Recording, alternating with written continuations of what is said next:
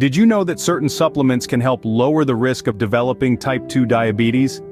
This fascinating study ventures into that very possibility, focusing on curcumin and long-chain omega-3 polyunsaturated fatty acids. In simple terms, the study aims to evaluate how these supplements affect blood sugar control, known as glycemic control, and blood lipid levels, both crucial factors in diabetes. By exploring their impact, we can better understand potential strategies for reducing diabetes risk. So let's dive into how this study was conducted. This study was a 2x2 factorial, randomized, double-blinded, placebo-controlled trial. Now, what does that mean? Well, a 2x2 factorial design means that there are two independent variables that are both present and absent in the experiment. Randomization ensures that each participant has an equal chance of being placed in any group. Double-blinded means neither the participants nor the researchers know who is in which group to prevent bias. And a placebo-controlled study involves a group receiving a placebo treatment, which has no therapeutic effect for comparison. Participants were divided into 4 groups. The first group received a double placebo, essentially a treatment with no active ingredients. The second group received curcumin, a compound found in turmeric, plus a placebo.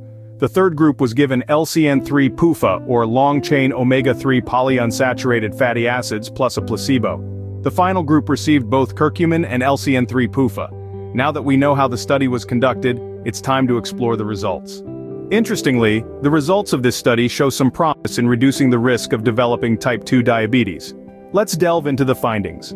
Contrary to our expectations, the level of HbA1c and fasting glucose remained unchanged across all groups.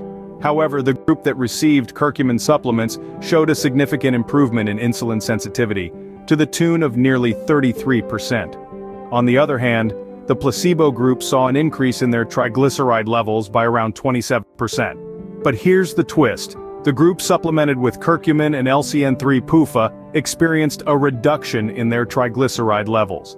The group that received LCN3 PUFA reported the most significant decrease, with a reduction of around 16%. These findings suggest that curcumin and LCN3 PUFA could potentially reduce insulin resistance and lower triglyceride levels, which are both crucial factors in the development of type 2 diabetes. So what does all this mean for the risk of developing type 2 diabetes?